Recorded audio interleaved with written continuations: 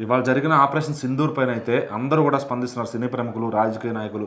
అయితే మన ఎన్డీఏ గవర్నమెంట్తో మన అలయన్స్లో ఉన్న చంద్రబాబు గారు అయితే ఏ విధంగా స్పందించారు? ఖచ్చితంగా ఇప్పుడు దేశవ్యాప్తంగా ఉన్న ప్రతి ఒక్క భారత పౌరులు కూడా దీనికి రియాక్ట్ అవుతూ ఉన్నారు. భారత్ మాతాకి జై అని చెప్పేసి సోషల్ మీడియాలో కానీ, ట్విట్టర్లో, అదేవిధంగా ఇన్స్టాగ్రామ్లో ఎక్కడ చూసినా కూడా భారత్ మాతాకి జై, మన భారత్కి న్యాయం జరిగిందనే విధంగా ప్రతి ఒక్కరు కూడా చాలా గర్వంగా ఫీల్ అవుతూ హ్యాపీగా ఫీల్ అవుతున్నారు. ఎందుకంటే ఇన్ని రోజుల పాటు ఎన్నో సంవత్సరాల నుంచి కూడా పాకిస్తాన్ నుంచి మన ఇండియా మీద అటాకులు జరుగుతూనే ఉన్నాయి.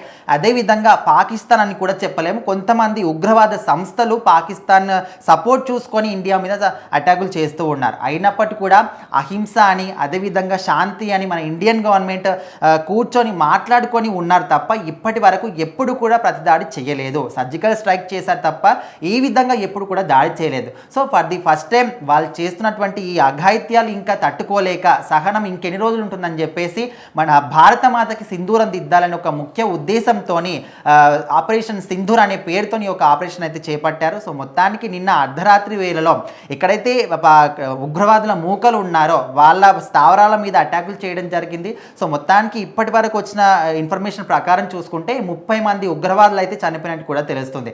అయితే దీనికి గాను రాజకీయ నాయకులు, సినీ ప్రముఖులు ప్రతి ఒక్కరు కూడా రియాక్ట్ అవుతున్న క్రమంలోనే AP deputy CM Pawan Kalyan react అయ్యారు ట్విట్టర్ వేదికగా. అదేవిధంగా చంద్రబాబు నాయుడు గారు కూడా రియాక్ట్ అవ్వడం జరిగింది. సో ఈయన ఏ విధంగా దాన్ని రీపోస్ట్ చేశారంటే, మన ఇండియన్ ఆర్మీ ఏ విధంగా ఒక పోస్ట్ పెట్టారు, మనకు ఆపరేషన్ సింధూర్ అని ఒక ఫోటో పెట్టి భారత్ మాతాకి జై, న్యాయం జరిగింది అనే విధంగా ఒక పోస్ట్ని అయితే పెట్టారు.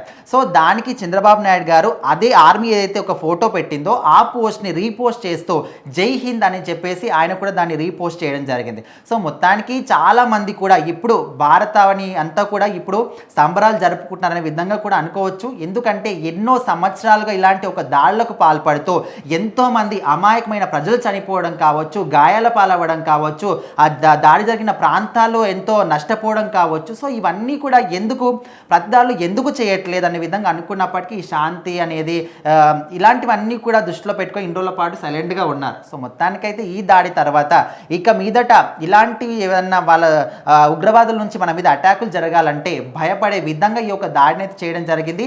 ఈ దాడి కూడా ఇప్పుడు అంటే దీంతో పాటు ఆగేది లేదు. ఖచ్చితంగా ఇంతకు మించి దాడితో కూడా మీరు మళ్ళీ ఇంకొకసారి అటాకులు చేస్తే ఖచ్చితంగా మళ్ళీ అటాకులు చేస్తామనే విధంగా కూడా వాళ్ళకు హెచ్చరికలు కూడా జారీ చేశారు.